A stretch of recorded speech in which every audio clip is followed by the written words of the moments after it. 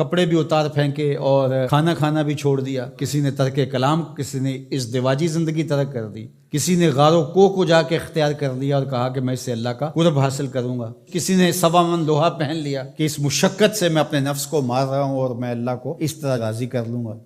تو اس طرح سے اپنے آپ کو مشقت میں مبتلا کر دیا اور وہاں جا کھڑے ہوئے جہاں شریعت نے ان کو کھڑا ہونے کا نہیں کہا ہے۔ تو پھر کیسے زندگی میں نیکی کا حقیقی تصور ابھر سکتا ہے؟ کہا کہ اس کو ابھارنے کے لیے، حقیقی رہنمائی لینے کے لیے تمہیں پیغمبروں کی دہلیز پہ آنا ہوگا۔ جب پیغمبروں کی دہلیز سے ہٹو گے پھر خود ساختہ چیزیں، یہ جو روحانیت گھڑی ہے ماضی میں یہود نے، نصارہ نے، یہ حضرت عیسیٰ علیہ السلام کی اور ان پیغمبروں کی تعلیمات نہیں تھی، انہوں نے خود گھڑی ہے کہ ہم یہ نہیں کریں گے، ہم وہ نہیں کریں گے۔ اسلام نے اس کی نفی کر دی، سرے سے نام لے کر، لا رہبانیت فی الاسلام، اسلام میں رہبانیت نہیں ہے۔ اسلام کی رہبانیت ایک ہی بتائی گئی ہے اور وہ جہاد ہے، جس میں آپ اپنا سب کچھ پیش کر دیتے ہیں، اور اس کا مقصد بھی غلبہ حق ہے، اسلام کے پرچم کو بلند کرنا۔ باقی آپ کو انفرادی طور پہ کچھ وقت کے لیے تبتل اختیار کرنے کا کہا، جس طرح رمضان المبارک میں آپ اعتکاف بیٹھیں، آپ نماز میں یکسو ہو جائیں، تو کچھ مخصوص چیزیں ہیں جس سے آپ کی تربیت ہوتی ہے،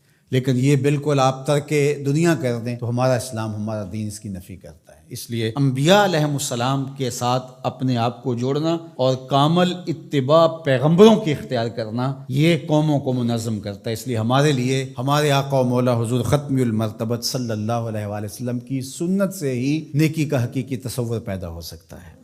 خلاف پیمبر کسے را گزید، ہرگز نخواہت بمنزل رسید۔ سعدی شیرازی فرماتے ہیں حضور کے بتائے ہوئے طریقے سے ہٹ کر کے اگر کسی نے کوئی طریقہ اختیار کیا، وہ منزل کے قریب پھٹک بھی نہیں سکتا ہے۔ منزل نصیب ہوگی تو حضور کے قدموں سے نصیب ہوگی۔ اس لیے النبیین، نبیوں پر ایمان لانا یہ بر ہے۔ وآت المال علی حبہ ذوی القربى والیتامى والمساکین وابن السبیل والسائلین وفی الرقاب، اور اپنا مال، اس مال کی محبت کے باوصف دینا۔ ایک تو ہے کہ مال کی محبت نہیں ہے اس کو دینا، یعنی وہ مال جو آپ کے اوپر بوجھ بنا ہوا ہے، گھر پڑا یہ کھانا خراب ہو رہا ہے تو بیوی بھی بار بار کہتی ہے اس کو کہیں ٹھکانے لگاؤ یا باہر پھینکاؤ یا کسی کے منہ میں پڑ جائے، تو وہ اگر اٹھا کر آپ کسی گلی میں گزرتے فقیر کو دے دیتے ہیں تو آپ اس کو نیکی سمجھتے ہیں۔ خود سمجھو ذرا کیا یہ نیکی ہے؟ تم تو اپنے سر سے بوجھ اتارا ہے، دینا کون سا ہے؟ وَآتَ الْمَالَ عَلَى حُبِّهِ، مال کی محبت آپ کے اس کو جدا کرنے کو جی نہ چاہے، لیکن اللہ کی محبت میں پھر بھی اس کو جدا کر دو۔ اس مال کی محبت ہو تمہارے اندر، اللہ اکبر، یہ ہے نیکی۔ اللہ تعالیٰ نے ارشاد فرمایا، یہ 4 پارے کا ابتدائیہ ہے، لن تنالوا البر حتی تنفقوا مما تحبون۔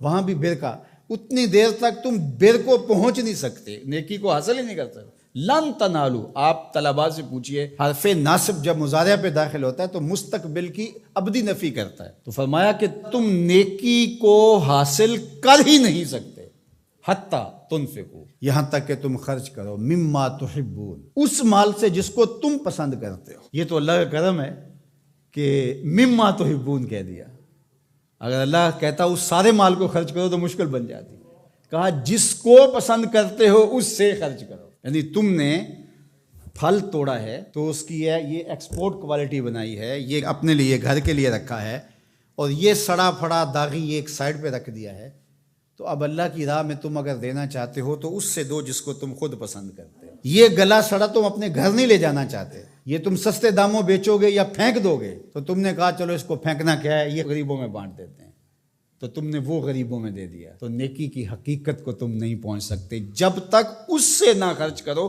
جو تم خود پسند کرتے، مما تحبون، جس کو تم خود پسند کرتے۔